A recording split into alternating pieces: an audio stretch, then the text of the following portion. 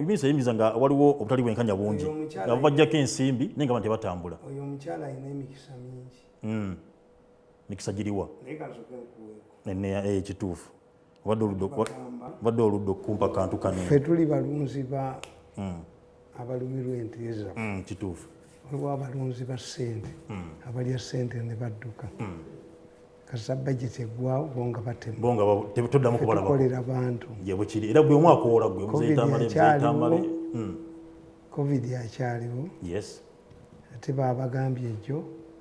Nabagamba wano nti omulenzi Kiwanuka Attorney General ayina munne yagamba abantu for school vaccination kati bakizudde abantu balina complications. Kituufu. Government is going to pay. Ogwo gwe mulimu gwabwe paka Museveni lwali bakwata oba abantu ne beeyiwa mu kibuga. Waki kasere bikolebwa gavumenti emani sasula ssente. Abalya ssente kiba kigenderere. Anti one day you see a woman is operated in two ways, through normal channels or civilian. This is a society. If government fails to respond, people on the street and solve their problems. Yes. Kakati oyo namugambirawo. Nimbaga nti Museveni mumanyi. Nakola naye emyaka 14. Museveni muyeekera. Omuyeekera tayinza kukola jumuna. 1983 Kayiira, Moses Sali ne Museveni bagenda Tripoli. Basatu. Gaddafi n'abagamba mulwanire wamu. Museveni yabagamba what if we are infiltrated? Buli omu alwanire ewaabwe. Emmundu za Museveni 7 ennyonyi yaziyiwa mu Luweero. Kayiira olwakawuta ku mmundu za Gaddafi yalumba 2 bajja bamutwala zonna. Waliwo omuvubuka eyayina loole yasigala bwe yagitwala mu NRA. Kayiira ne bamukuba ne bamuggyawo. Naye Museveni yakitegeererawo. Naffe Abaganda tuga nti amawulire tegwokya mutima. Museveni muyeekera kati abo abalenzi bapanga ate oyo ajja kuba mufere nnyo oyo Attorney General Kiwanuka. I know him. Aboggolera abalamuzi abakubira amasimu yinza omukubira obutambi nadde. Waliwo negative yayise nga alagira poliisi ebeere ng'egondera buli kiragiro kiva mu kkooti. Ebiragiro byonna biva mu kkooti. Ebyo matiza okusobola bamwandikira ebbaluwa abenga abibba poliisi ebiteeka mu nkola. Yawagira ebivuddemu balamuzi oba abakubira amasimu mu kuba obutambi adduke. That's public relations. Kati nze nkugamba ntunuulira ekintu. One, abaagendanga ebweru kampuni bali abantu be baabatwalanga bakuwa air ticket bakusasule buli kimu. These are labor companies. Kati aba organi bayingiramu ne batwala abaana ebweru. 4,000 Ugandan girls were killed in India alone and their organs extracted. Basooka bateekako bayaga. Nemwembe mujje gye mubeera kati oyo yali Lucky. Ofu ali omusajja baali bagenda kuziika nayoza essaati ye ya nylon. Nylon temwazirabako. Nylon wewajoozanga ng'ekalirawo. Wash and wear. Yali ya oil. Kakati neetakala unusually nylon yagaana okukala ne bagenda okuziika. Motoka yabattirayo. Omusajja n'agamba nti obwavu buyamba. Mbana ssaati ezi. Singa nange ndi mufu. Era yagaana abaana b'okusoma. Kukyali ewaffe. Nylon eno butakala. Tafa. Ayina essaati emu. Kati ente eziri mu Ankole oba wonna baziteeka ku loole. Ziye zisigaddewo zibaganya okugula. Ziba ziyomba. Tizo zize Kampala kulaba amasannyalaze. Kozi endinga ku mulufula. Kiso. That woman would have been slaughtered. Singa binaleka naye ali mu bali abaafu. Yes. Because that company is one of the blacklisted companies. Middle East. Middle East. Okay.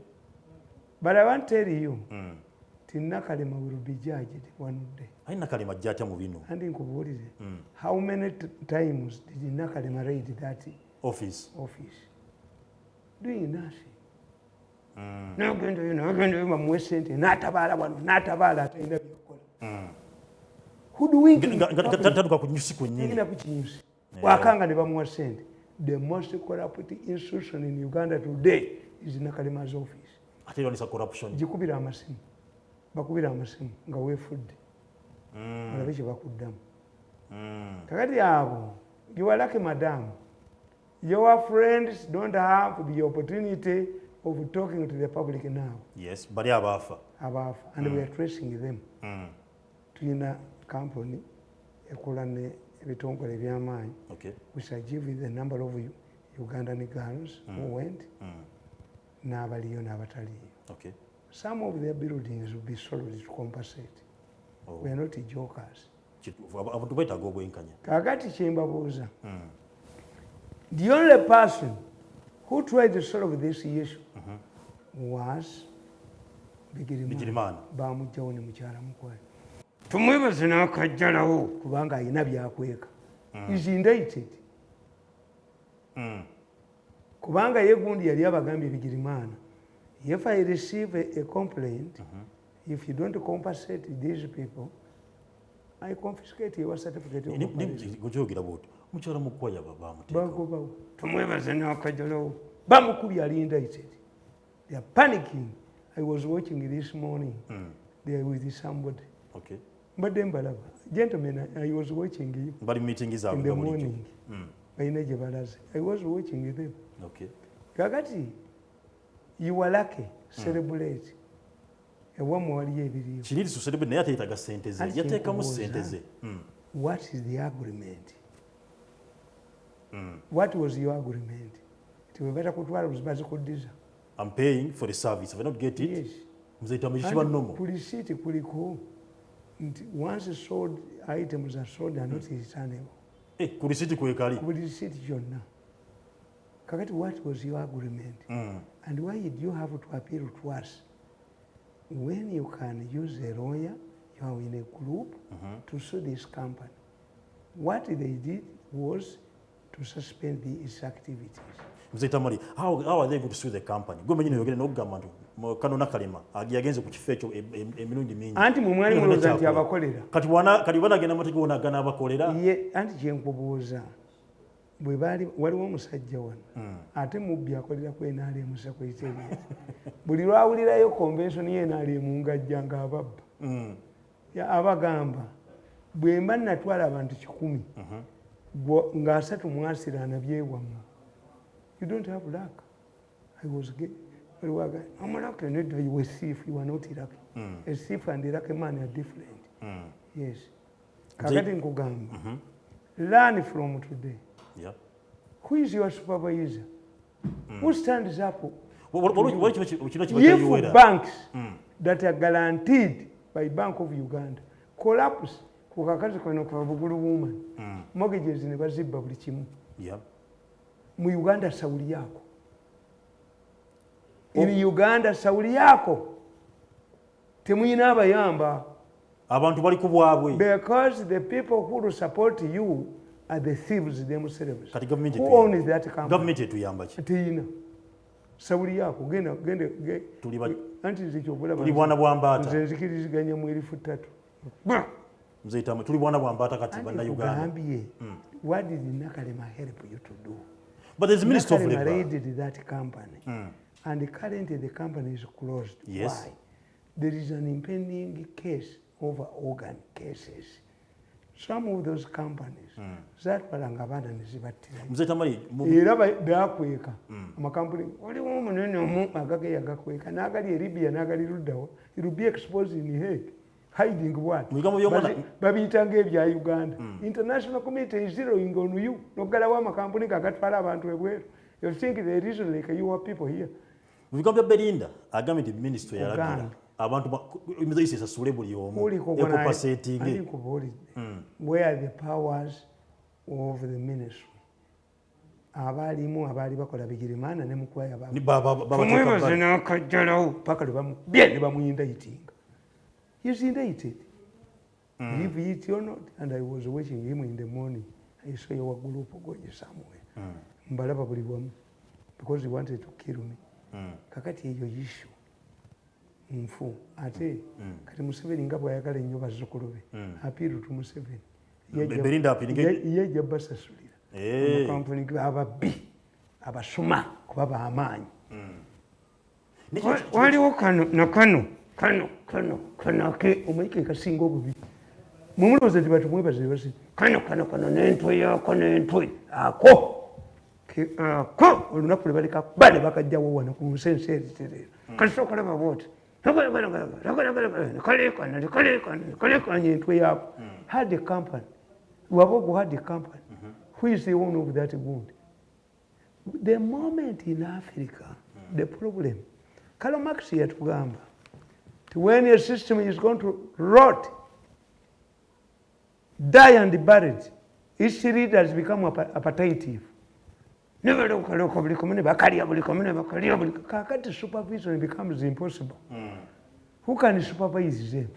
If a minister has a company for dubious, but buli mwana bamutundanga milioni ya dola omwana omuwala alina gundi yenga bamutunda milioni 7 reproductive system kyobola banga guno musango gwonu omwana yadulira tegutambula bali omunsi aleeta tteeka mbu semanyi protection.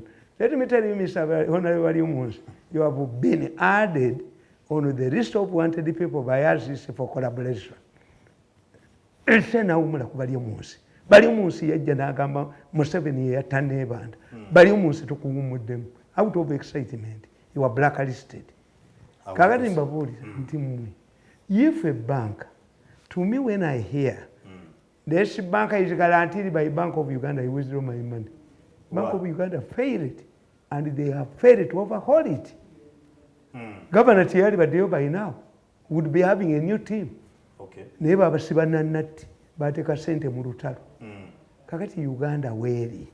Buli Uganda sauli yako. If you don't have which could have it, kati bwekiriza bakulu. Nzeta amanyi which kafune datagira tuya. Antono dawa. Kati government yonga anti kyenkubuuza ti amakampuni gaabwe n'abalamuzi yega licensinga kaluba yala government yega licensing yes gabya abantu anti kyenkubuuza where did Nakalema stop? What they did was to close company. Many companies have been closed.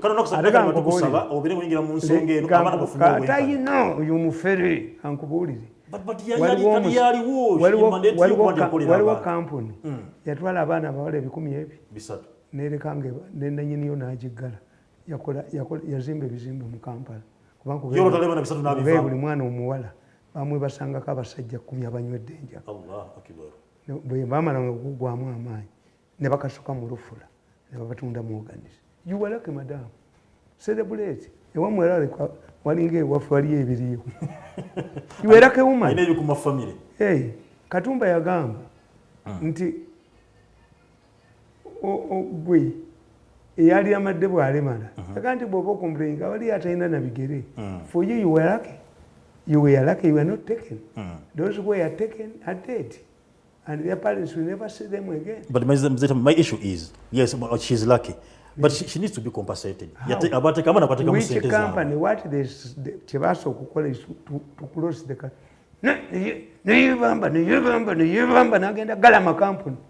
Do you stop on closing companies? No. By the time you close the companies, your files in Libya, your files in South Africa, your file, because it was an international cartel.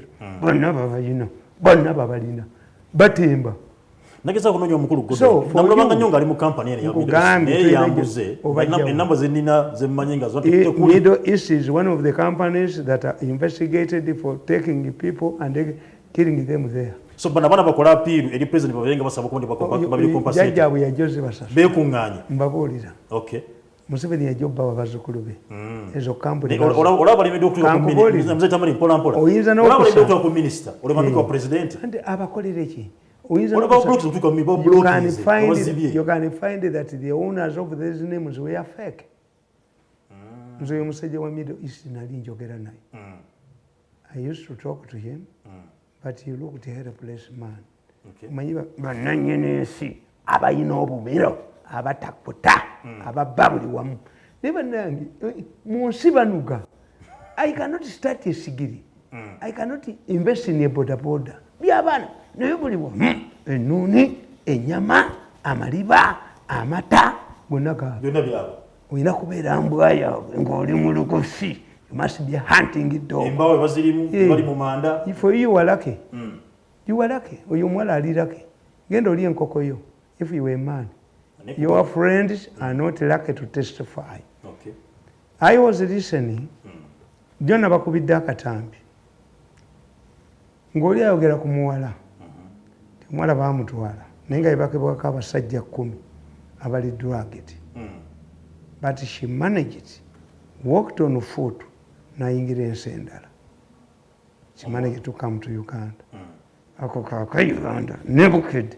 Abo ababona neka Uganda singa babuzingiza obuno ozinga abukedde. Nebuzinga abantu nebazinga abukedde nga bwalumbya ekereziya. Olabye kabizeemu. Olabye akasajja kabukedde kazzemu okuwandika ku ekereziya. Ne bw'otaabiddemu. Bukedde abakatoliki tebajjamu. Ne bwe tukulaba ng'oyogedde n'akibisopo. Fe baleete kubanga Bukedde yafunye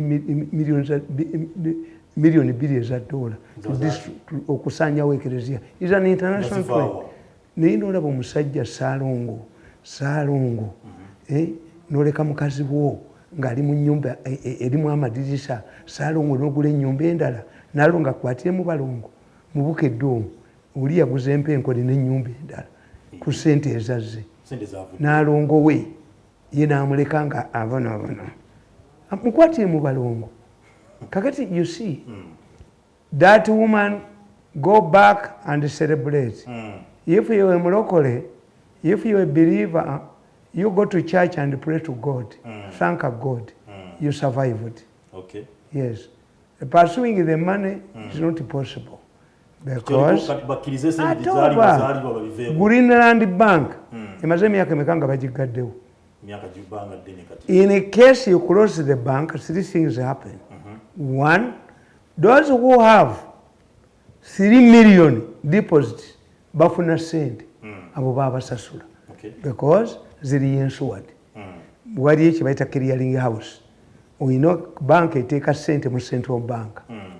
Naye Greenland Bank zaali ziweddeyo. Yes, baali bazimazeeyo. Ekyokubiri, banka bagiwa receiver. A receiver atunda assets za bank n'asasula bano. What happens to mortgages? Ze nasinga loans. Kati Greenland Bank emaze emyaka 2 kyobulabe baali baagala okubba banka ya Sudiru yo baagiwa tebaagiwa receiver baagiwaani baagikwatira banka ndala sente zammwe zonna mwazisangayo ate banka egudde ate sente muzisangayo. Yes, eyo baatugantuge baali bamubanja bizimbe era kiwanuka naavaayo simanyi batadde akakiko kakozesa mugundi naye mwe mulowooza nti bemubbako tebaliiwo wano. Yes, kakati nze nkugamba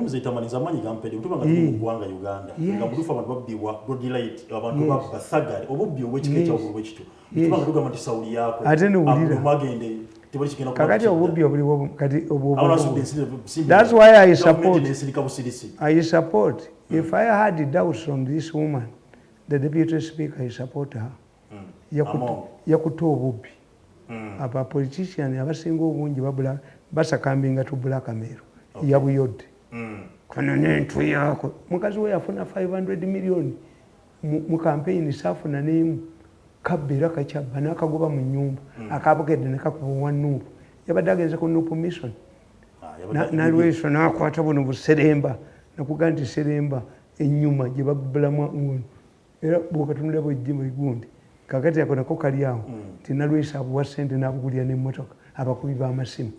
How do abakubi b'amasimu add value on NRM popularity? Ebintu kabine bitwogerako muzeta mesazo bitwogerako. Pesa gyabone laga nti NRM popularity egudde ebintu bingi ne nga byekwasa bava kuliyo issues. Kati nga zino tyabana babbi. Ani kubolidde. Senza bine zitwali. Let them hire me. We mitunebeerawo. Let them hire me. Nze mbabuli. Namuga nimagala okuza NRM nze mbabuli okutanzi mu bantu. Nze mbabuli ekituufu. Let them hire me. Mbawandikire paper. And I've written books about these issues. Ndi kakati wabaddewo obufere obulala. Obusajja bubadde busimula obuwanga bw'abantu. Tuyina etteeka ekkambwe ennyo disturbing abafu. Obusajja bubadde bujjayo n'obusoga mubayita basamize nga bajja ne bakugamba gwe bwe twazimba wano ennyumba wasaddaako omuntu. Can you break it down? kati mukwetaasa nga babuwa okutuusa omusajja ono owalubinizibwa ate temulina ba forensic experts. A forensic expert will tell you when did you construct this house here mwazimbawo ddi ti emyaka 5 egiyise. Forensic expert yajjayo body n'agitegeera ya myaka emeka kubanga enviiri zirwawo. Omuntu bw'afa enjala omuntu yazikibwa mu lubugo mulamu akyalabika nakati bajjajjaffe obajjawo nga bafaana kati. Yes naye department nfu kati security neetambulira mu ebyo tubeera mu hiyase ŋŋambo biki kakati obwo nabo baabukutte oyo naye yabutuwonyeza ensonga eyo nebadde etambula bubbi abagagga bonna nga poliisi ekolagana nabwo because yesterday 2 days ago kankubuulira no 2 days ago we are blaming the police for nothing. Omusajja professor oyo professor wa psychology yabagamba ebigambo bibiri. Omunene nannyini ensi gwendabye ng'agenze gy'alaze apapala netumwebaze mbalabi I was watching eyo gyemulaze. Professor yagamba nannyini ensi you are going to remove Nachobe and Kadaga because they give Mirundi money. But don't you think that Mirundi supports those people because they make him survive? And it was wrong. A man like me cannot rely on women. Are they my sisters? You don't rely on handouts. Kakati nze mba njagala muntu nti era okalaba kaakano oyo muveeko kanakagwagwa oyo muveeko ennyuma yaako mbunkogereko nedda oyo muveeko kasajja gwe Allah yakubonereza ndowooza nnyoko yaloga mujjawe ennyuma mwe muli eriiso olwalibadde olwatika luno olwatika lw'ennyuma gyemimwa n'ennyindo yesirimu oyo muveeko tugende mu maaso kushu gye tubaddeko sejja kwogerako mbwakwe oliko naye nnyoko yatta omuntu kuba serimba mu nsi alimu bwogo ennyuma wali okalabika simumanyi simulabanga ennyuma yennyini bagiteekamu amaaso ennyuma batukisi kali vice versa kale tugende oyo muveeko tugende mu maaso oyo muleke akati nkugamba nti mbadde nkugamba ki seerabira mbadde nkugamba nti babagamba professor yabagamba nti you see you man if you are harassing Mirundi you are sucking Nachobe era nono yabadde amugobye principal private we fought with that woman akutte sente zange aziremeddeko ate nja mugendera mu nsozi omubali tambula mu kagaali k'abalema mulabye ng'agenda naye bw'otompeeko omulenzi gwe ojja kutambulirako mu kagaali k'abalema otegere nti tuli bakambwe ate eddoko limanyi status oli muntu oba wawasaani oba wasaani bakuba ku ttaka nokuba ensimbu mu nnyonyi bakugirako mu nnyonyi edda n'owulula mu nnyonyi n'owulula ebiwunya bakugirako ku gundi kati professor yabagamba Mirundi could be denying supporting Nachobe and the speaker because they give him money. 2, but he's attacking us. But Katonda ne bwandagira nsinka n'omulenzi oyo simusisinka. The highest alla ngana. Kitange ne bwakoma ku nsinsika n'omulenzi oyo ne bunne era ngana. Nja kubebera kanzire waffe mu kyalo. Siyogerako na mu bulenzi mwe. Pema imana unconditional. Mbulabye nga buyina gye bulaze. Kakati nkugamba. Professor n'abagamba. You are complaining that this man is eating at you. But how can you complain that your baby is crying because she is sick when you have not provided, is not treated? Mirundi abavunaana ki? That's a professor of psychology. A professor of psychology told these arrogant fellows kati butemba budduka bulinga enkoko eno nyewo okubiika I blocked one channel ngakambala okuba obusajja buno bwe nali mukadde wange nali mbadde bateese naye ne mu blocking for 3 weeks malobbo bambutegeeze tejjago lya mulino baggwamu kakati amuteeringeyo nti bali tebatunuulya cause the police has a problem. 2 days ago nadde ntambula mu kibuga guno mulundi gwakusatu patrol bill ne zinyimiriza I was going to Mukono a patrol neyimirira Nembaga, do you want to arrest me? Who can arrest you? You are our hero. But we want you to deliver this message. Because the president, they told us that the president listens to our programs. Okay. Yeah. One, what was presented to Parliament as the police needs are not correct. We don't need tents, we can even afford to sleep outside. But the most biting issue is electricity and water. Naggulu bagateekako essaawa emu ne gavaako kwezi nga tetunnaddayo n'amazzi rationing ne bagazzaako essaawa 11 ne bagajjako. The same applies to Nsambya. So if in Kampala where there is proper monitoring bwe bali bwe batyo. But last week report ya fulumera parliamentarians bagenda okuba nti balambula enkambi ya poliisi mu bitundu by'embaali mukama wange kyali kibi ne bakugamba saako yaffe saako ziragawa bazibba emitwalo 10 kayula n'agenda sente ziragawa ochola hiyo pesa yote nani mnapeleka wapi? They talk about National Security Fund as the National Teachers Union, the police, they're the biggest culprits. Every teacher in Uganda, bali emitwalo 10 buli musomesa bamusalako 1%. 1% maiche kitegeeza. Ngaziddawa. Museveni yasanga omusomesa afuna emitwalo 7. Ne baba forcing okugulawo account. Omusomesa kati afuna ne million. Aba primary emitwalo 1% kitegeezaaje. Ani ayogera ku United. Sende ziragawa. Bazibba. Anti bagula abamawulire. Ne ba installing a puppets. Nzenzera ku kiri muzayitamu ekyogamba mu Uganda sawuli yako. Kyenzi y'okunnyonnyola kiri bwekiti. Nti amazzi tewali saako yaabwe bagibba. Kankubuulire. Teri muntu ayagala kumusalako ssente. True. Mumanyi lwaki bata amakampuni g'abazungu gonna ag'abayindi agali mu Uganda ekintu bakikuguzanga siringi 9 sente 5 bakuddize. A peasant, an African peasant wants a balance. I'm telling you. Okay. Abayindi bwe babanga batunda ebintu ng'akwatako akandaazo katwalira omwana we. Persuasion. This is why the Batembeyi are killing the inside Batembeyi. Yeah. Nti omutembeyi yali persuasive. Bano abali mugundi mu maduuka babbaabwe bagagga bali mu gavumenti bali ki Taina siyeja kufunda avuma they don't even talk to you, they lack public relations abali maduuka abo tibana customer care naye omanyi nti omutembe yakulemerako bwekiri omutembe inadde essawa n'agikulula nti ya golodi nako bibafu they are persuasive, they batembe are persuasive in fact they batembe should educate those barababera maduuka yaloga anti siba business bayamuleeta je naye balime mwendako alimu arrogant bwati bali arrogant tebalina kye bakola kakati nze I come to fortunately for me many people come to me what did you do yakala omwana ngakufaanana nembaga I did a many omwana utasobola kumfaanana I've taught many things myself psychology mu psychology batugamba ti omuntu bw'aba ali mu safaring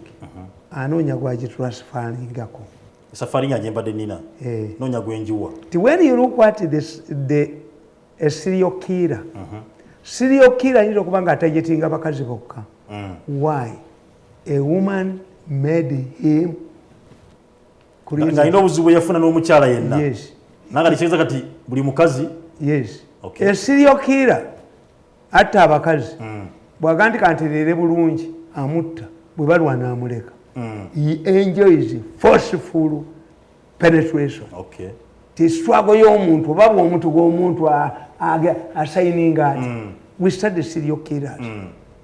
Tekakati omwana ewaka bw'aba ali ku ssomero ng'ali brutalized akuba nnyo batoobe. Kubanga amaanyi agalagirawa. Wano ewaka. Omusajja gwe bakubira ku mwenge abeera violent wa. Ewaka. Akuba nnyo mukazi we. Kuba he can only show his manhood. Ngali wane.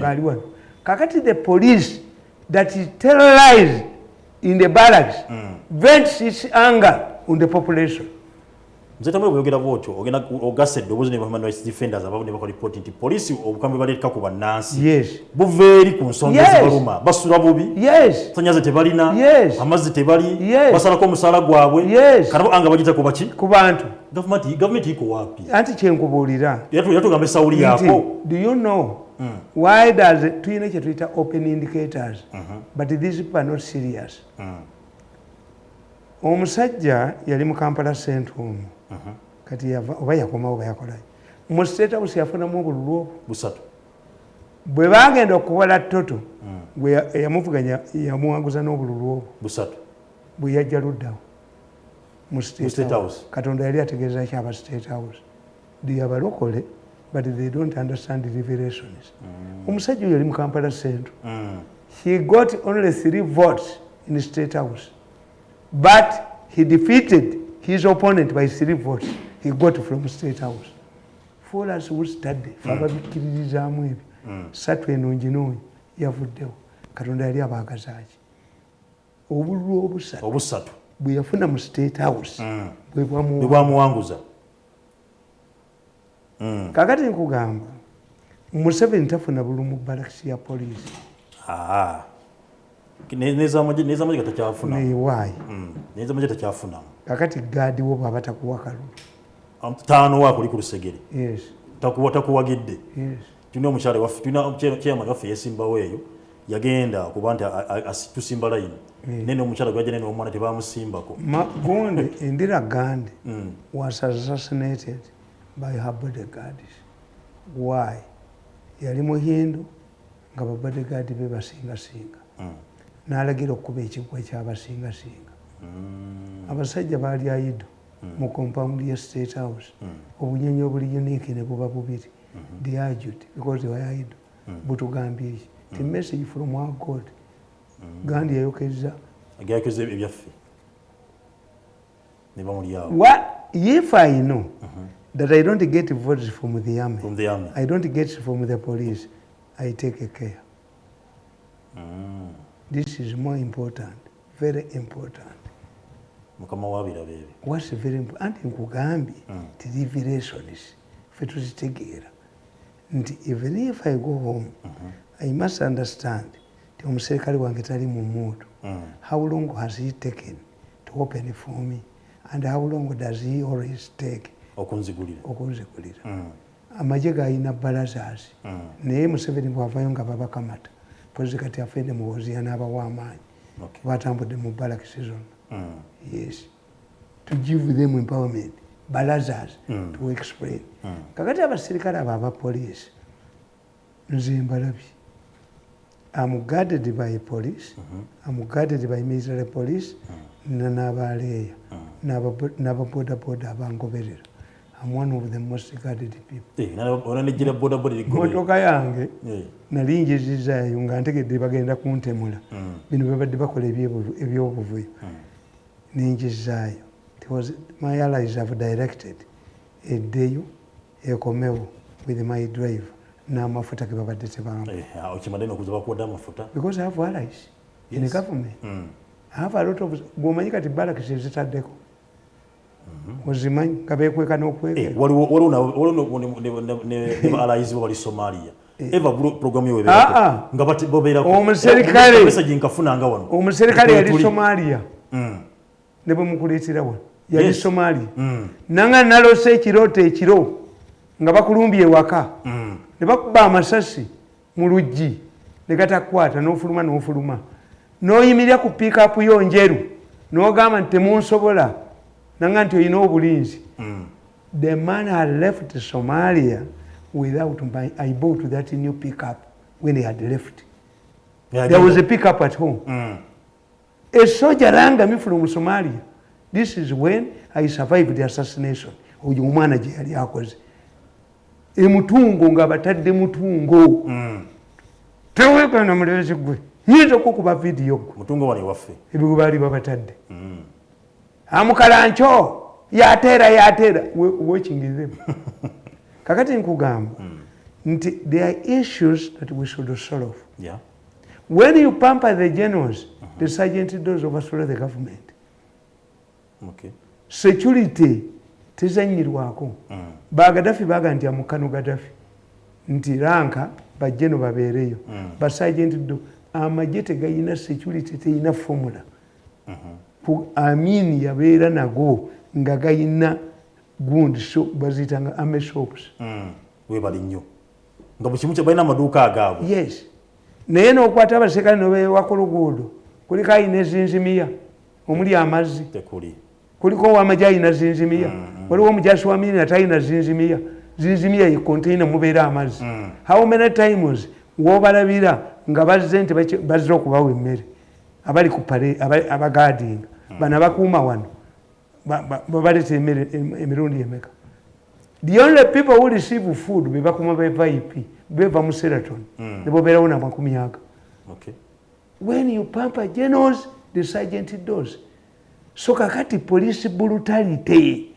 amagye go gali ideological g'abasajja bagezi basoma they cannot complete naye bano anga bagimalira kuki house girl gwe babonyabonya anga agimalira kuki ku baana ye polisi olubonabona eri obusungu buza ku bantu bwe baba balete polisi bwe beekuba abantu omanyi kyeyakola mwe tujja bakuba nnyo mukiyiwe ng'abazungu naffe twagala okwebaka ku tulo mukiyiwe bodaboda z'abaana ne bazikwata si mwe mwamulonda abava mu revenue until recent ngo y'omwana bamutaddeyo ku akoolo mwe mwalonda waaki ffe tuli basajja banyarwanda tojja kukola waliwo omusajja e Masaka yatulugunya Masaka ng'ayina besi ye eri awo ku boda ku Lukaya yenga bwakwata ffe tuli basajja banyarwanda tojja kukola wano naye ne wabulawo ne counter intelligence to counter you when I capture you. This morning I saw you moving away. I know where you are. Because you want to kill me. Yes, I know. Egwanga mwalilekera Museveni. Kakati Museveni, President Museveni yavudde n'agamba. Beiru, no Beiru. Nga bamuyinsaiti nze kuona omwana we Makerere. Gasumba avuddeyo gasumba gwe baali bakutte nga bakuvunaana nti oyambala ebyamagye n'obba abantu. Gwe okuba omuntu Beiru bagijjewo. But for me I knew nti omwana oyo ayina Oluganda ne babagameyo omwana teyatta tekiriyo but yo mwenyine fa na bamutwala Tamale yavayo nakkiriza bamutwala Narufenya ne bamuteeka ku video. It was forceful. Nkubuulidde. Let me tell you oyo omwana gwayagala okuwasa naye nkubuulira akasajja kano njakatta kasajja gwe pa ku simu yange bakakubamba onkoge njakutta gwe gende wanalwesa kuwe sente njakutta kasajja gwe pa ku simu yange bakakuba okalaba katudde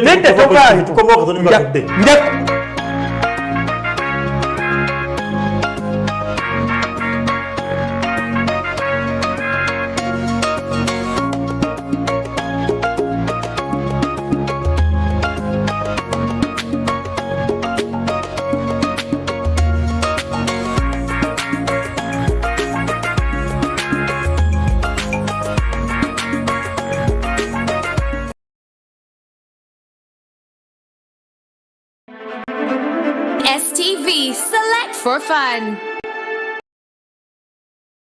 I am Blessing Bakashaba and welcome to Everything Woman. Everything Woman is a space where we come to discuss issues that affect us as young women in our professional and personal spaces. So yeah, young woman out there, this is the show for you. We're going to be discussing women's mental health and well-being.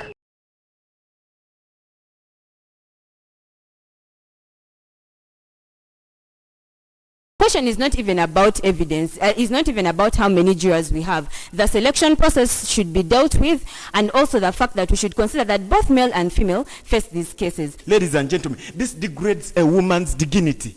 It degrades a woman's dignity, and a male on this panel will not know that. He will look at that as a usual thing.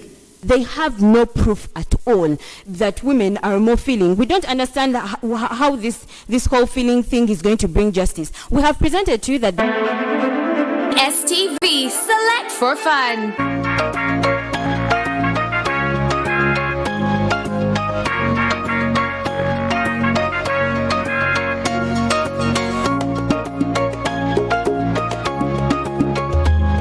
waffe w'Embuga olunaku olwaleero tulina omukulu agenda kuba tweyanjulira neera ng'ensonga z'alina olwaleero zaleese ensonga ya bulamu era ya bulwadde. Mbadde mbasaba na Uganda mwenna abatugobera no ku programu y'Embuga bagobera STV mwenna mbadde mbasaba tubeere nga tuwuliza ensonga y'omukulu naye tubeere nga tusobola okumuyamba kubanga Munnayuganda munnaffe embeera gy'alimu ya bulwadde Mungu yamugerera naawe osobola okuba kituuka olunaku olw'enkya obulala lwonna so twerekereze bonna ke tulinawo tusobola okuba nga tumuyamba era ngenda musaba abeere nga tunnyula obuzibu buno ki ekimuleese buzibu ki bwalina yeetaaga ki era nga tumukolere ki so tumuwulirize tubulire emboozi ye nga bweri.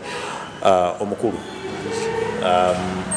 mbadde nsaba otweyanjulira amannya go myaka gy'olina n'obuzibu bw'olina. Amanya gange bampita Owori Moses na myaka 25. Okay. Obuzibu obundese wano neetaaga okuyambiwa nafuna obulwadde bwa magumba nkyali muto kijjanga nekiwona nga wekiddamu kimazeeko myaka 17. Wategeera ddi nti mwazula ddi nti olina obulwadde okiona ekirwadde ekyo? Bantwalako ku ddwaliro eri Soroti nga nkyali myaka 10. Ne baŋŋamba ekirwadde kiri mu magumba kyetaaga kulongoosa ne wanongoosa nentereerako bulungi nemala myaka 3 nekiddamu nekikwata okugulu okwokubiri w'amagulu gombi mafu kyasookera kugulu kumu nekimala kiddebwa ne banzitwala mu ddwaliro endala eritololo hospital era naye ne banongoosa nenterera bulungi nemala myaka nga 9 ne baddamu omwaka oguwedde 2020 nga corona yakatandika left hip nempulira obulumi we nali nkolera mu kampuni engamba mukama wange nga sikyasobola kukola mpulira obulumi mu kugulu kwange angamba kiki nga mpulira obulumi simanyi angamba gendako mu ddwaliro bakukebere nengendako mukoso koso we natuuka ne baŋŋamba dokita w'amagumba omulaba olina osasula emitwalo 6 ogenda oyogere naye omubulire ekizibu kyo nensasula emitwalo 6 nankebeera obuzibu bwenina naŋŋamba kati genda wakube x-ray ondeetere ndabe olabire eddala naŋŋamba left hip yo kirimu ekiwuka kyakyuka kati tetulina tugenda soka tukuwandikira eddagala omireko omala okumirako tulabe oba kinaaterera ne bampandikirawo painikira ngenda nenzigula wadde painikira bagitunda 20,000 buli mpeke ebeera mpeke 6 nenzimira nebigaana nenzirayo nemubulira naŋŋamba kadde ekiddako tolina okulongoosa eryegumba tolina olisalako ndemese okwambuka mu lubuto kasita lwambuka mu lubuto oba togenda beera n'obulamu nemuŋŋamba kati kigenda kyetagisa sente muŋŋamba gigenda kuwa sente nyingi wasifa wagenda okulongoosa dokita agenda kuba bweru tugenda kusaba otunoenza $1,3,9,3 nemugamba nze gwosaba sente ezo nga siziinamu yadde olunaku onkolera 5,000 abazadde bo tebalina busobozi babayimiriza okukola kolona eno Airtel endala akawunti namba yange nkozesa Equity Bank Kajansi eri 10-7504-65 Equity Bank erimanya gange Owori Moses. Enamba ya simu nina namba ya simu nga 4 Airtel eri 07 51 13 40 92 eri manya gange Owori Moses. Airtel endala eri 07 01 54 2703 eri manya gange. MTN eri 07 71 20 78 74 eri manya gange. MTN esembayo eri manya ga muwala sister wange ereta manyaga Celestine eri 07 7 zetamu katolo nnyo ngenda kusaba abantu mwenna abatugenda ku program Embuga omwana ngo tubenga tumiyamba yetaga ensimbi obukadde 18 bokka berenga alongosibwa n'abeddamu okuba asobola kubanga ddamu ofuna obulamu bano Uganda bina bakubira omulanga bali mu Uganda abali mu diaspora mwenna batugoberera wano ku program Embuga mbasaba n'omutima omuwombefu gw'ekitalo tuyambe omwana yaberenga nasobola kuba nti addawo ku matera byo na sente nyingi nnyo bantu banja balina ensimbi nenga okutima kuba kwerekereza bwerekeza tuberekereze atono ko olina okawomo gweno oyagala kuba nti naye mukama akuyamba olina obuzibu olina sadda akawaayo kuluma mukama nawe musaberenga nawe okutaasa bibyo obulungi so ensonga engenda kubasigirwako nyo naye nga mbakubiriza nze kyembasaba mwana muyambe kyembasaba on addition to contribution insurance yibayise mu parliament ekwata kwani gwe mwenyini wagambye sawuli yako ne government sawuli yako abasawo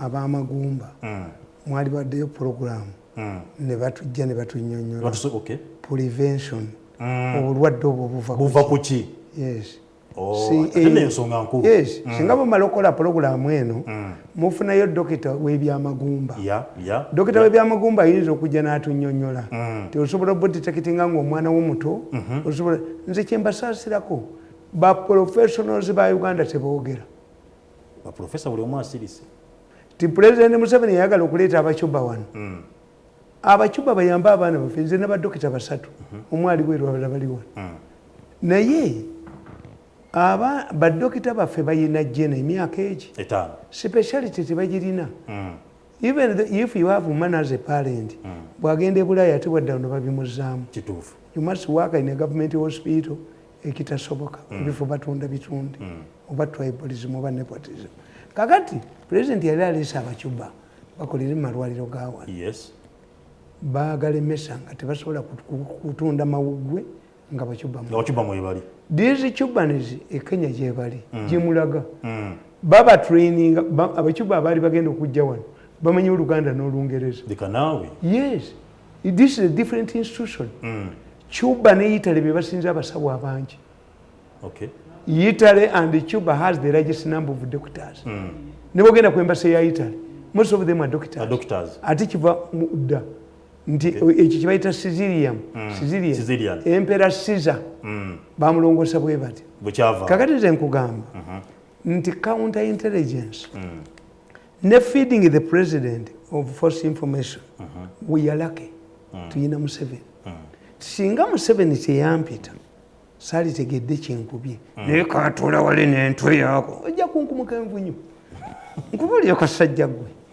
temusobola kunjoga myaka 8 mbutu mwafu waze tukole eki ajje nze nkeera bakabira nkeera bakolimira waffe mu nsozi toyinza kunjoga ne tudingana ne sente ze bampadde n'ozitwala nali akewammwe merenga nsoma kiki mulenzi gwe kyomanja tikubanganya okuwagira obwa president bwe tebuliiyo have a choice tojja bufunako tojja buli akatano buli otembye ennyonyi kakati nkugamba singa tetuyina mukulembeze alinga Museveni yali tusina era nze sinenya Amini sinenya Amini Amini was fed on wrong information nti omwana oyo any intelligence organization waliwo batta abantu tugera ku nsonga implicate you yayina girlfriend we bawadde n'abaswa bawadde weeks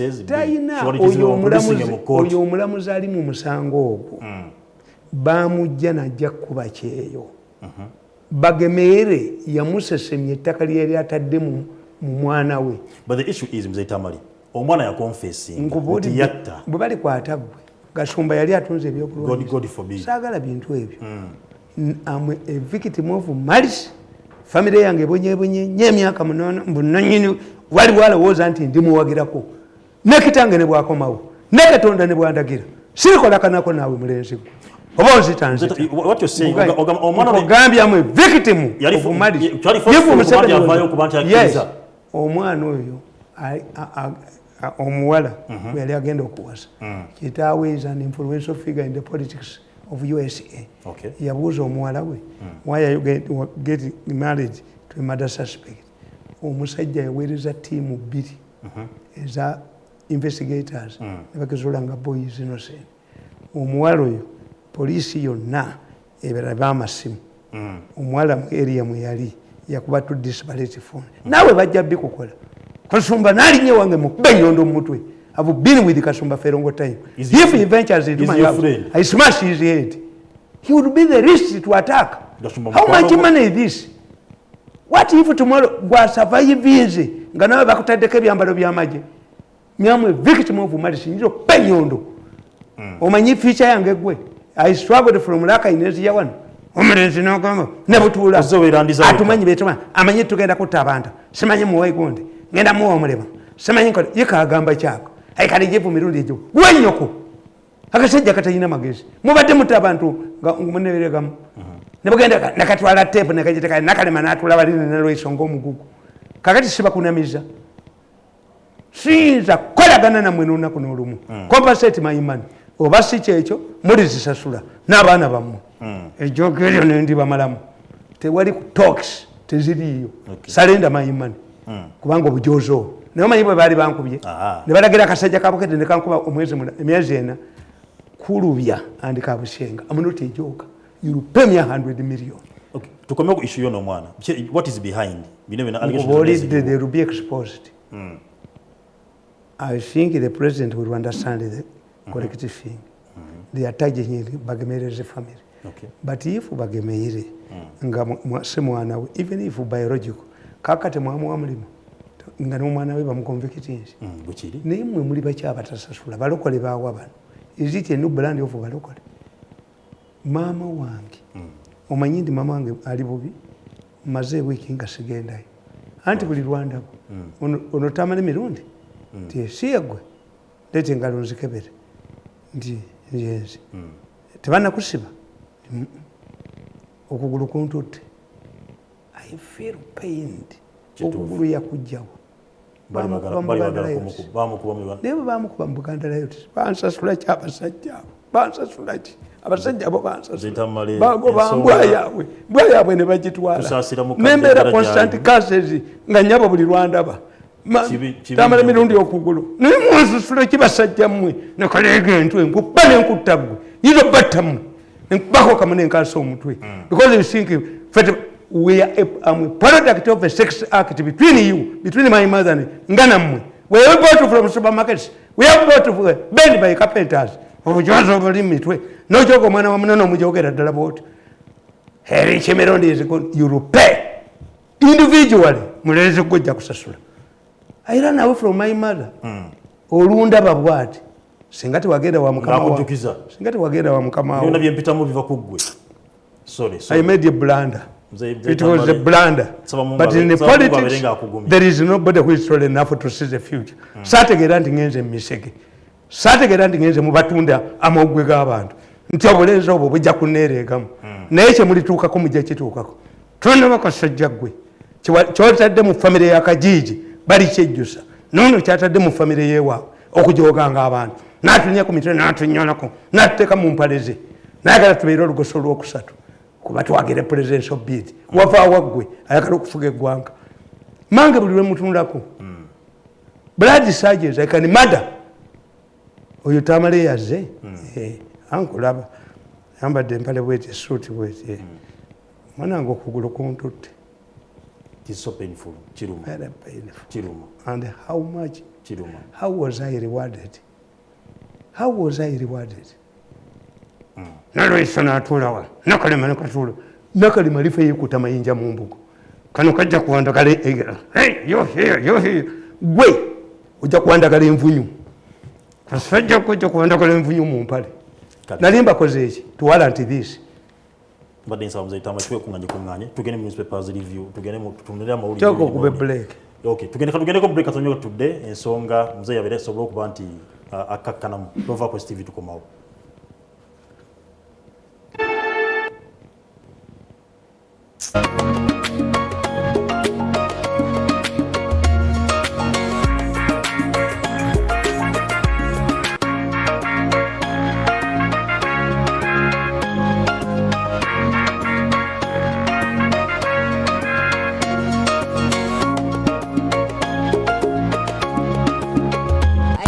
The idea that one can fall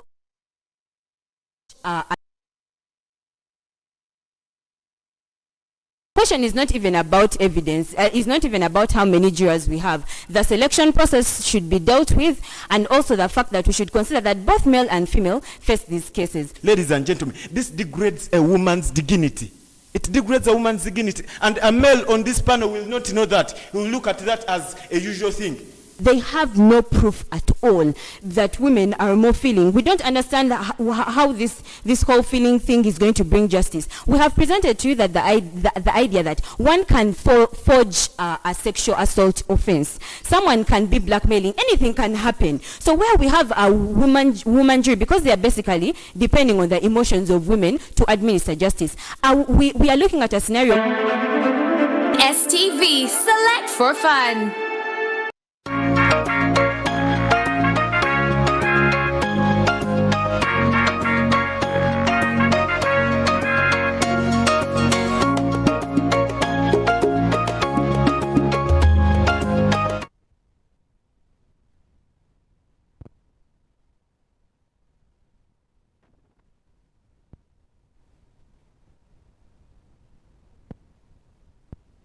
yagali mutana kyabakoleredde kiba kyannaku nnyo okuba nti okolera ekintu oba okolera omuntu oba okolera onawo oba okolera n'owaayo devotion yana oba committed ku kintu ekyo naye n'oba musasuddwa mu mbeera etali nnungi. Bona nkubira abantu mwenna abalina byemukozesa abalina muntu abakolerera omuntu aba alina kyakoze asimwe mu kusimwa okulungi, so si kuba nti asimibwa nakuba nti ajolongebwa oba nga akakkanyizibwa. Embeera eyo teba nnungi, tulina okuba nti n'abantu abamu ebayunguza amaziga n'okuba nti bejjusa okuba nti lwaki nakola kino. Embeera teba nnungi naye kansabe ebenga bujja kusasula. They will pay. Mulenzi mmwe mujja kusasula. You will pay n'ono ajooga ennyo. He will pay. Is shameful okubaga ali ku list. You will pay. Ojoze nnyo abantu mulenzi gwe. Erich Mirundi is a nuclear bomb. I'm playing games with him. Mbunzije mufukame gwe bajja kubatula individually. Sibe teri mulala akulagira si mukazi wo gw'olina obujozi mu mutwe tolibeerako president kyotajja kubeera naye mukitegeere. We am a product of a sexual act between my parents. I was not made by carpenters. It's only me that have an opportunity to come to public. There are people who are eating with anger. Alawge mzita mad influence otuka gumbeere muleka kujoga bana baba abantu balina busobozi. I did not meander into State House. I thought it was a national asset. Okay. I don't apply to go to State House. No. Muleka kutulitinga bana baba namwe bubi. Banyaffe basula bakaba. Okay. When avoid her. Okugulu kuntutte mwana wange. Settlement eyo eruma nnyo.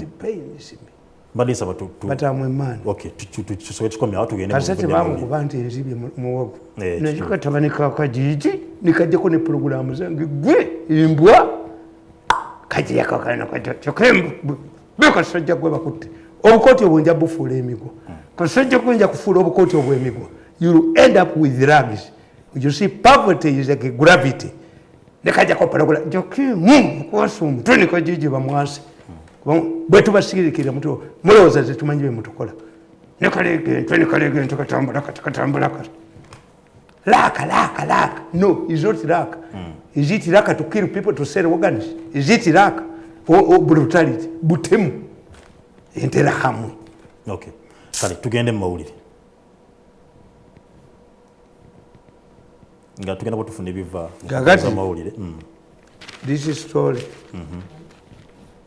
I challenged them yesterday morning. Landlord reacts to that when Museveni announced that Uganda Lead Board was an illegal entity, they played him a contempt card. We call it a contempt card. Nobody discussed it until I raised the issue. Nembaganti, including a new vision, to cheat a contempt card. Okay. They don't discuss what you say. But I want to tell the president, Nabagamba, a kid who resembles his parents, DNA.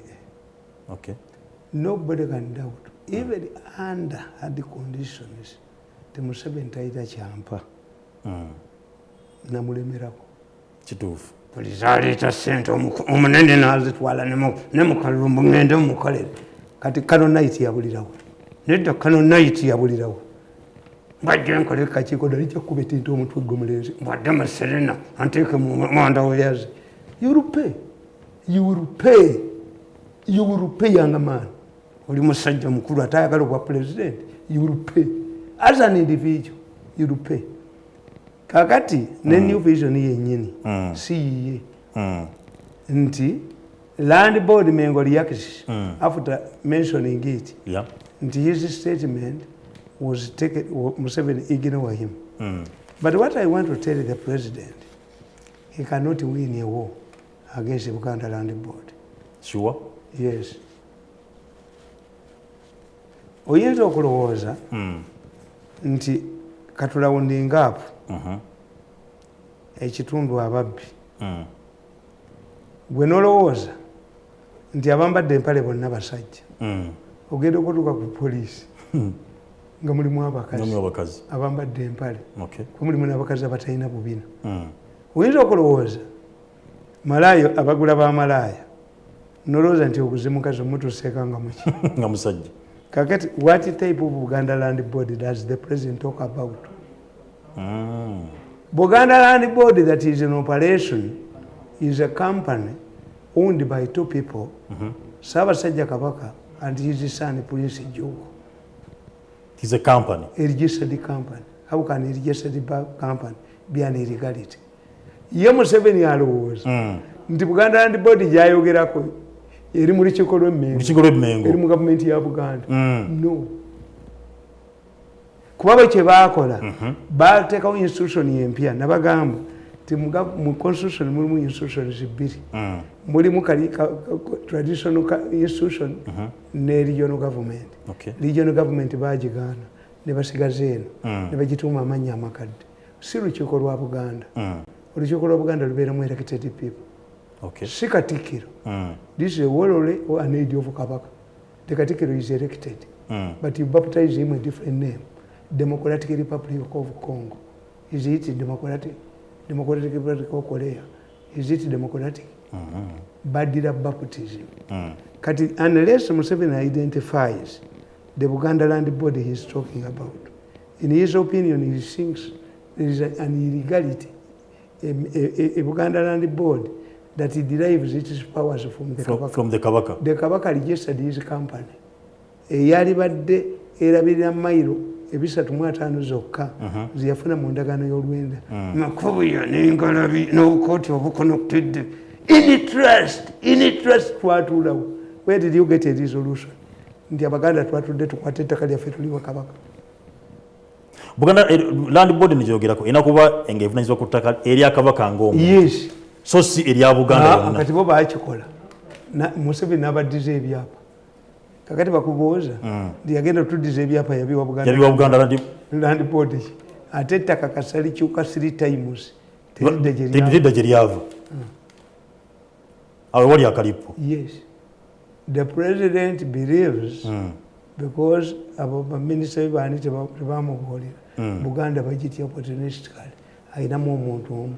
And how can you attack a Buganda Land Board when you are Minister of Land is the senior minister is facing a by-election okujjako nga taagendeyo n'abakooba? Mengo knows when to strike.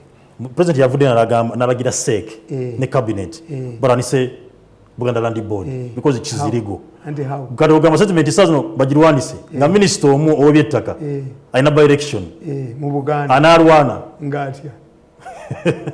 And you are going to give Muwanga.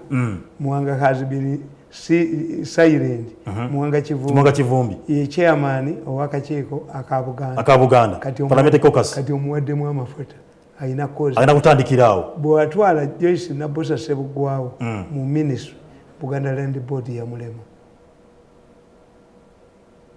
Tabuddeko juzi minister. Kaakati ffe. Tabuddeko minister of government. Ndi omwana owange. Mbazi buli omwana alina omukisa.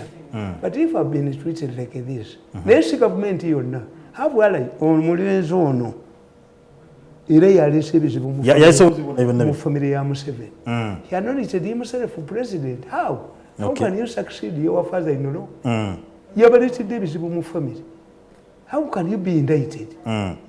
Nti mubali indicted mu list mulimu ne close relative of the president. Okay. How? It's an embarrassment. You cause a divorce. Kakati mmwe mugenda ne mutujoga. Nze I have my brain, not for sale. Funa n'obubaka waliwo omukulu Sabbiiti kufe Makerere agambye mbutuufu akusaasira era yebaza shoje tunamene asasira muze Tamale amanyi pain gyofuna gyoyitamu wano omukyala she's called Julie naye agamba kuntuufu kwenira bane I'm feeling sorry for what muze Tamale goes through kulwa maama we waliwo omwami omulala wanire naye ekyekimu muze Tamale you have to be strong kubanga mukama Katonda agenda ko ajja kusasula. This is a work of an individual. Obaka bujja wanene kuva mu bantu obwa president oli bufunako okujja kongo okutte farm nojiteekako bendera ya Uganda n'okwata mukazi ono omudikira yalinga nga first lady tolifuga ku ggwanga lyaffe wano tolifugako ensi yakukyawanya abantu bwe bali kutwala emisinde n'ebikopota bali kuba ku ttaka. It's only one man who is fighting me. Erich Mirundi is a danger buli ka central concern nezino yezikutte bazimujjeko bujja nazikutteko. Do you know what it means? Nayagala okugoba principal private secretary. We fought with this woman and we are bringing in new. Wange tukeera bukeezi kusabira. As an individual, nengenda neri mu nsozi. As an individual, ate tebantenguwangako, you will pay mulenzi gwe. Obo president ojja bufuna. You have suffocated me, you have made me suffer, you have made my family suffer, you will. God ejja konentwe akukabbibu kafere. Jaka onu ya atemba bana babiri batemba kano ko kafere kajja kunkumukamvunyu nakali maarifa yeko tamayinja mu mbugo ejogo lya mweri onaka golopo nendi kamalamu kale tulabe story ndala mawuli kakati the president cannot fight Buganda Land Board. Okay, because the Buganda Land is like the police looking for a mere pocketer but baita batia baggers na yola abantu bonna bambadde empale ngati the Buganda Land Board Museveni is talking about does not exist.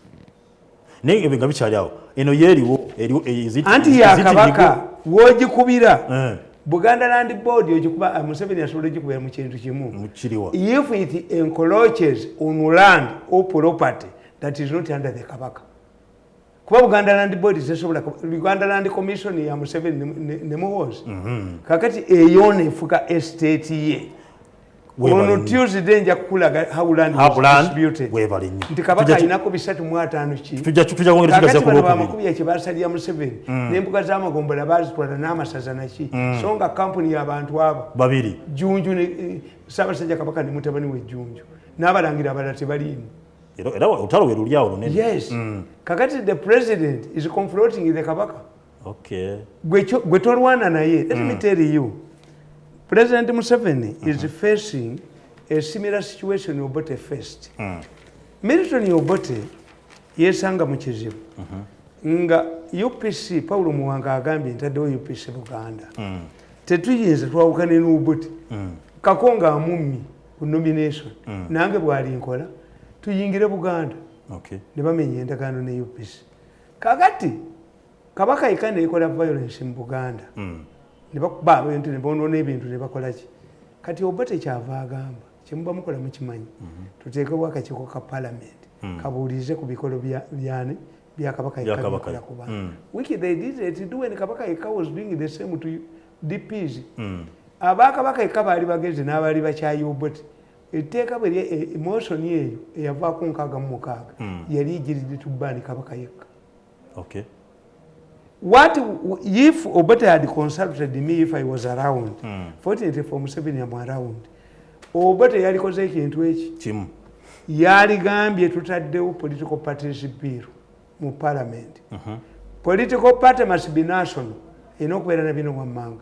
Kabaka ikawudwa bini teyali digestaling. This is what the Kenyans have done.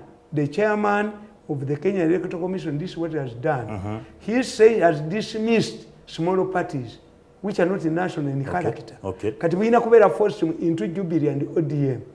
Uhuru najja akola ekintu ekijje wakabira. Jubilee tewagira tewagira president wa Jubilee. Jubilee ewagira opposition. gundi yasigaddeyo layira mu ODM kakati Uhuru agenda kubeera national chairman wa Jubilee bayinza n'omuwa omulimu n'abeera national bayinza okukola ki yes agenda kusigalawo ne Kabila kye yakola Kabila yafuna ababaka abasinga obungi n'afuna abasenate abasinga obungi n'afuuka senate for life yafuuka Nshikedi. I wonder why do you believe that when you talk to Nshikedi you can construct roads in Congo? Who is in charge? Who is the Hajat Ewaka? Oba musajja ye Haji. What is the powers? Will you talk to the Belgians? Yes. When you talk to Nshikedi, who is in power? Mumakaga mwe n'okumanya Hajat Haji. Ne bakugamba nti wakoze ensobi. Okugamba Mirundi walibambye mukazi. Waliwo mukyala. Yes. Kakati this story kakati eyo story eyo eyamengo tujja gigaziya ku lwokubiri. Yes. Kakati story zino mbagamba eno nno tumwebaze gye bamutwala eno ye buli tumwebaze buli wabeera enduulu zivuga musajja yazaala Kajiji yazaala ate abo temubalumba agriculture officials. You see, I want to tell this government, why is it that every newspapers are awash with the scandals? Lwaki buli kaseera babakubira scandals?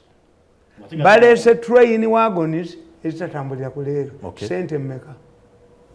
Waliwo ghost teachers eziri mu ministry balumba Lukwago bafirwa biliyoni 9. Ye Lukwago yakola ensobi n'abakolera nze sibakolera bafirwa biliyoni 9 annually kulaba ghost teachers kwagajja kubonaabona nnyo bamujoga era nakkiriza bamujoge kati gwe bakuba ayinza okugenda mu kkomera nze nasalawo nja kukolera Museveni nga ndi bweru mulimu amaka g'otuukamu ng'omukazi tayagala bantu muganda wamwe n'abaga nti mubeere eka nja baweereza school fees kituufu iwange temujja. Yes. Ne government yeno bweri the Museveni does not control the whole government. Mulimu subterfuge, very powerful people. Sekatalawo n'agamba nti sente muziwe Mirundi n'ozikwata. Bamutwala atali nnyo n'obujozi bubwo nani bazimuggisaayo kati atadduka nti ate bazimuwe nedda bazikuwa zirete kuba ennyondo mu mutwe bw'omutwe ogwo ngwa Senegal bindizo oba olowooza nti ffe wajja kutujoga gwe nalaba ng'oli mwavu wawasa Njuba na Mwezi badota ba Katonda bali babiri wawasako Mwezi wawasaki wawasa Njuba gwosoose okuwasa mu famire musajja n'ajoogera ddala ensi yonna n'agiteeka mwanda bwe yazenga olugosi omuvubuka obuvubuka kitaawe yange ova mu bakkulubya. Waliwo omukulu Musa okuva e Bulenga naye agugambye nti Muzeeyi Tamale mugambe abeere strong abantu bamwagala nnyo era bakugoberera kati oyiraba eno story 9 billion naye abantu beeryankuta. Yes, bwe kiri sente zemwogera za billions buli lupapula lw'amawulire awash bafiirwa billions mwenda abaganda bakugamba nti kuseereza ligganga ng'erigenda Embuga. People are bitter. Yes. These soldiers and policemen you are talking about bemutawa necessities basoma badiguli. They read these newspapers. Buli kana kubasoma. Abaganda batugamba nti gwe babba ebizigo buli gwalaba anyirira. Aloza yatwala ebibye. Yes. Bababuuza mumukolayo ki? Bagundi balina bino mumukola ki? Kituufu. You are inciting the population to riot. If I was a Minister of Information, I would sit with these people and tell them nti mmwe kakati President agambye nti beetaagalira abaserikale kati bagenda kubba unemployed. Bagenda kutandika kubabba ssente nti okuyingira poliisi tuwe emitwalo batunde ebibanja byabwe. Batunze ebibanja ku baana abagenda ebweru mbattiddeyo bakati bagenda kutunda bibanja. Kambabuulire President Museveni eriyo omusajja yagamba nti ataddewo ekibiina ky'abaavu n'akyogera ng'alifalinga nnyo ku linnya lyange because a devil will quote from the Bible. Onywa omwenge teyakukola ku mbaga y'ekaana kakati omusajja oyo yayogeranga nnyo ku linnya lyange ffe tutandise Mirundi anaatusangayo. Omusajja yabba abantu n'abasuubiza nti President Museveni ng'ayita mu kibiina ky'abaavu agenda bawa ssente ne baligestalinga. Omusajja yababba n'abagamba Museveni nammwe mumumanyi ne ssente ezabadde ku akawunti yazitumiza akole campaign ye. Allah. This man is dangerous. Where is Nakalema? Ku nsonga eyo. Okunoonya omubbi ono ayino n'erinnya lya Museveni. If you don't mind about the president's name, you have all ministers, you have what? Kyobala bamwembakkiriza nti alla muvume naye tovuma nabbi. Yes, nabbi tavumwa. When he abused my mother, nkukubirawo. Kituufu. Yes. Kakati gwe omusajja n'agamba abanaku kyobula nkugamba Museveni is suffering from transferred anger. Museveni yalina obuwagizi bw'amaanyi nnyo. Babukubye naye tebugenda.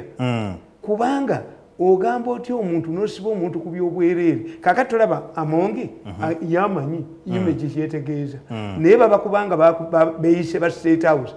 Nakalema teyali bafuddeko. Amonge knows the image. You don't blackmail me. Wabula kyentya ti if the case drags in beneme be bagenda kuyingira mu mwana ono. Okay. Cross examination. Kakati story esinga obukulu. Esinga obukulu mu Uganda. Yeno.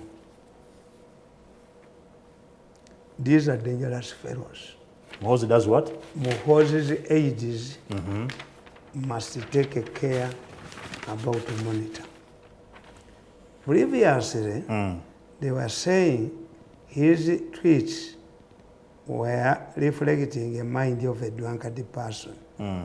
Today they are telling you that he is an emergence of a first son from the son of his father. The same group was used to create trouble between Gaddafi and his son Islam. This is why, this is how the troubles in Libya started. Because to them, they think that I can assure you, I worked in the State House for 14 years. Museveni's children have no problems. Never. They are inside, oh yo, ngayagala tufe wateekewo ababe. Yagala navuma nazaalawo. Naye nga kyenjogedde kiki. President Gondi aba Red Paper banne ba allies baakuba story. The first lady has retired. Aba Red Paper ne bankubira essimu. The first lady has retired, but she came before your boss. When your boss retiring, I explained. My boss derived his authority from a delegates conference. He will go back after 5 years to renew his contract over to retire. Yeah. The first lady was called by God. God has called her to go back. Omuliriza oyo nga anoonya lwabwogo nga anoonya n'agamba aba Red Paper. State House does not meet Janet. The President Nampita nalweyiso ng'atudde wali ng'omugogo Nakalema ng'atudde temulifuna mirembe mu nsi bakazimu. President ambuuza Mirundi, you abused my wife. Once I have your excellency. You said we are not missing Janet in the State House. Said, Your Excellency, this is what I said. Yeah, is it what I said? Yes. Okay. If Mama took it differently, I can even apologize. I sat with him 7 and made a clarification. Nange kiwandike n'enjimu. Nange njitutte. Okay. Mama akkiriza. Wayogedde bwe babiri. Nalweyiso. No. Nannyini buyinza ayagala obwa pulezidenti atali bufunako. Ajja okufuna ebibonerezo ku nsi ne mu ggulu. N'agaana ab'amawulire gifuluma. The president was coming from Namugongo. Kushirainis. Nambuuza Mr. Mirundi. He used to call me Mr. Mirundi. Mr. Mirundi. Kintu kyaffe nga tekyafuluma. Museveni is jovyo. Okay. Bw'oba tewolangako na Museveni tumanyi nti Museveni is a good man. Anyiiga ng'abalala bwe banyiiga. Kati nga kwoyo omwana. Ti omwana atatya. Baali bagamba yamusaza najjirita. Yes. A boy who was a night player. Maybe oyinza ogamba nti egundi. Naye nti omwana yamusala. Nga omwana gwe baatulugunyiriza Nalufeenya ne babukulamu n'erinnyo ne magalo. asobole okukkiriza gasumba wagudde nnyo and credibility is like a unity. You lose it once. Kasengera Tedda. Bwekiri. You leave yourself an escape route. Kakati ngamuga nti yekiganyo okufuluma. Olwo ayagala trouble ne facility. Nve wateekewo abantu. Naye mulenzi gwe wateekawo waali. Gwe wateekawo waali. President bwe yambuuza nti ekifo nkiwani nti tewamujjaawo nekiddayo wa Nabusaayi. Nenkukuba obujozi ekikukuba okimanyi mulenzi gwe. Kakati bapanga baleta teepu yaabwe oyo njamu kunkumula envunyu mu mpale ntwe ya posi you're here. Era the president asked him ne munyinyula how they do it. That's a fake tape, but that not your voice is mine. But where do I have a 2 hours program? Nakalege ntu nja kubonereza muhangalizi katampe ko yavu ngatoma zokulya kasasiro oliyo kasasiro nyizo kuteka tepu eyo mu lubuto gwe bajirongo sanga terimu ntwe busajja mmwe kati we muri sibalaba je mugenze sibalabayo temugenda kutemba mmwe mwali munerega munga muneregera muki nenyabo nembukuba ate kati ntegeera era bwe bwakuba nyabo nga bwerimbisi kuboyo mayega ya insight ngaga mo bakube aba federal bakube aba kimu bakube kati ali mu convoy no yi ukimanyi naye babujimbi dekanawe nebwe banagano gifulumya mayiga aliko story embi yali tembe nyonyi kale tuwe udajiko usigaddeyo buno eno story embi but I know I started Muhozi. Okay. Anybody who believe that they can influence Muhozi to fall out with his father like Islam is joking. This man is well nurtured. Whatever bivungira bugeta is coming for presidency. Yagambye ava mu maje. Yagambye kuva mu maje.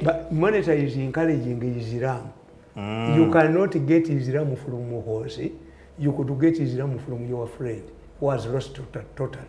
Talifuga kugwangali. Okay. He's going to hide himself.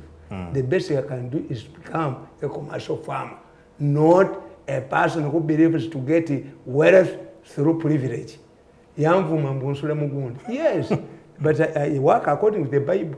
Negwe bikoli mu byoyina obimanyi abantu batulugunyiza obamanyi. Olya kuntuyozo.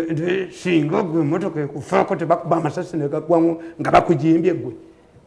Nze naawe ani akagenda mukomera emirundi emingi under house arrest with your power you have. Ekikukuba okimanyi gwe mulenzi gwe.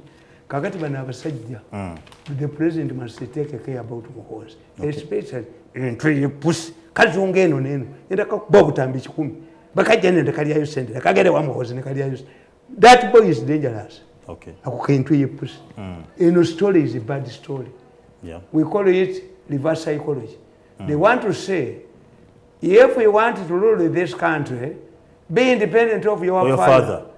Rebel. Be intransigent to your father. Rubbish. Rubbish. This one deserves. Ngabu ingakola buli. Nekyo sijja gayuza mulimu ekifaananyi ki. Singa kibadde kirana. Badde ngayuza. Kakati nkubuulira. Mulimu muno kyendabye muno. Omusiru awandiise. Wuuno. Agambye. Will tomorrow's African soldiers die for continents despots who are they? Africa is going through a democratic process. We have setbacks. Doesn't this man, what's his academic background? Yes, Bamitan, novelist. You go concentrate on one novelist. Kubanga kankubolize. Is Mr. Tucker a novelist? Such a political commentator. You see, Laka, Bobby Wine defeated Museveni after 35 years. Kakati, you see a minister comparing Museveni to Bobby Wine. No sikolamu kasajja kwengera rabinyo ochali minister gwe.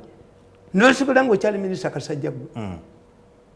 Your mind is era kagala kabere ko damu India mwetu say. India musajja mweweddewo. However much you cannot be reformed. Mutimusobola mubunye. The best is to go underground, stay on your farms or board the plane to Uganda. but if we remain fugitives ku farms zammwe ne mutuula tibayinaako buzibu kakati nkuga nti ono omusajja ga disports ti soldiers he's talking about Ethiopia. I think he doesn't know much about Ethiopia. Unlike other countries, the Ethiopian constitution provides for secession. I will answer you next time, but go and revise the history of Ethiopia. And why, and you're going to find out. Because the most important issue to me, not to be a novelist, I'm a political scientist. Africa has a problem. Previously, OAU used to rotate. Never unique Siran. No, ne papa bali baganti unique Siran. Taina Kisiran, OAU is unique Siran. Nyerere refused to host it. Resources is oina. Oziliano Zimarau. Okay. By the time we think of organizing, staging OAU, you see you have a problem. Because if you want to queen with John Commonwealth, we shall be a co-word, a showcase, what? In terms of reality. Twas Spain, we even Spain, twas Spain. And over the two queen and Uganda who wanted each more. Uganda jabagoba mu Commonwealth, bwesala wona erwana okuteka Commonwealth, queen yafuna. Is not you. Ti omukazi nti mbabazi yali agenza akomyewo. Who benefits? Is it mbabazi o Museveni? Ona akomyewo. Kitegeeza mbabazi ayamba Museveni abalala obuteewaggula. Yes, Museveni cannot organize a party for mbabazi for coming. Yeah. But people are saying olaba nona akomyewo ekitegeeza ebweru si walungi mbabazi ziritan consolidate ne bwomuwa billion 10 I crap for you nti ategeeza abantu ne Besigye naye era abagusi kuba sente azifunira mu buvuyo era akomyewo n'entwe omukazi bw'omupa essalinga omukwano mu bbala kuba ecupa ya bbiri Besigye bajjamu kubekya nankubuulire kakati okitegedde nti Ethiopia teyafugibwako teyakola ki. But what is very interesting, wanudde Rwanda naffe tujja kwegatta Eritrea.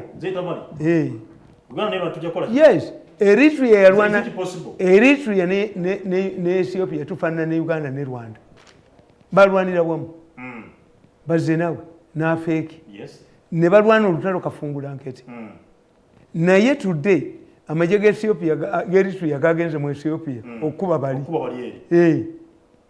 Eritrea who knew in a politics there is nobody who is tall enough to see the future.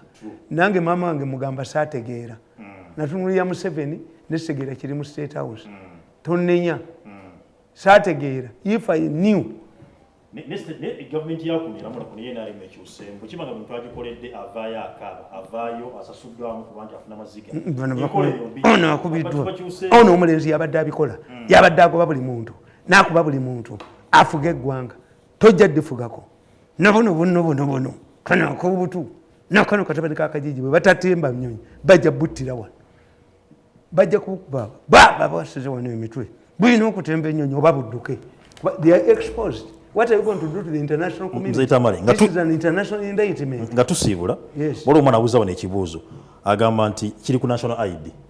National ID zigenda kuba expiring esinga mu 2025 ne 24 anga tulina akalulu mu 2026 2026 kinaaba kitya abantu banaalonda tebagana okulonda ID ziwendeko. How much do you need? Oyayagala bazzeewo ekitongole kiri bajja kizzaawo. We shall know how to cross the river. Kati okalaba akasajja muzeemu bulungi. Olaba akasajja kanne fitina yaako kaagala kugula TV ono. Yeah. How many widows can a pastor have? If you were meant, you see, what people don't know, a dead man had no mistresses. A dead man has no girlfriends. Yes. Era akasajja kano katino nayo owayiga ate ono omwana yabakola ensobi aliwa yiga yafiira mu kkomera almost nti ayogedde ku covid entali n'afiira mu kkomera ekitalya. I went to stand surety for yiga ne bamutumu yiga bwe baali bamuziika baamulwanira kiwanda gwe babidde mu kyaki ne bamuttiramu. When do you express sympathy? Where were you when Yiga needed you? Yiga was sick, sent to prison. Yeah. Where were you? tebalabika singa bamukuba enkola ya NRM ey'okuzinira kuba baagala bannalweyiso once they declare you a national barrier ne baliramu ssente nze tubalinze ewaffe teri national barrier tubalinze ewaffe nnya baffe mulabe embooko obwevu bajja kujja tulabe emmotoka ya gavumenti bwe tuzookerayo yes ate mujja kusanyuka gwe temufaako nga mulamu ffe tulina minis ezijjanjabo fortunately for us tulina you're lucky a bit yes we are not coming from paupers that's why we are arrogant fellows we are not a family of paupers era bonna bagamba obakolamu ki nembaga mulimu omuntu omwampalana mulimu naye kyayagala tajja kifuna akubiddwa ku ttaka yekwekweya ku kamyo n'omunywango enyuma ejja kubabuka is one person who is fighting me because he knows my mobilization capacity and I will never support you. Even my corpus will never support you. Even if God tells me to meet you, I cannot meet you. Even if God sends Jibuliru, I cannot meet you. Even if God sends back my father to tell me to talk to you, I never talk to you. Ekyokoze tujja bakube nga bwe tukubye paka lona kakanako nga bwakakanyweko mulenzi gwe taye omuntu omu bakulageko otegere nti ensi yakutamu. Sigenda kubanga nsuka ngenda kuba mberekereza program bwetu bwetambudde era nga mbaza munabaddeko nga mutava wano Quest TV program Embuga gwe nayagala okuba nti ensonga yo ekwatibwako ebakolebwako message musobola okuba musindika message ku WhatsApp 0701 379861 0701 379861 namba yange tali nkato gyo kumusindika message ngaira winsomye message yona gyonsinga jakuba ngisoma bulungi nemba nga njitusa omukulu aberenga akuddamu ngenda kuba mberekeza mbaleke ne story y'omwana ono owori Moses ngenda kuba musikali mudemu abantu bansabire kubanti no ayambiwa nze Tamale nti I avoid to go to my mom kituufu kuba olundaba nti mwana wange okugulu kuntutte ensonga enkutteko nnyo nange okugulu kuntutte singa tewagenda wa mukama weeyo tebaali nkubye ate nawe ebyempuli ne bwawulira basegirinya nti babakutte omwana wange Museveni yamwagaza ki omwana wange Museveni yamukola ki omwana wange Museveni kwegamba kyamuyitako nnyo nti ate abakoledde omukulu kiza okuva enansana naye agenda kusabira era yo bali program president yagamba nti mukulu munnange bamukubye nti ye n'amununula n'akola omulenzi oyo naye kyoliraba olikirabo eyakugamba okumpalampa waliwo gwe wajooga n'akugamba okumpalampa yurupe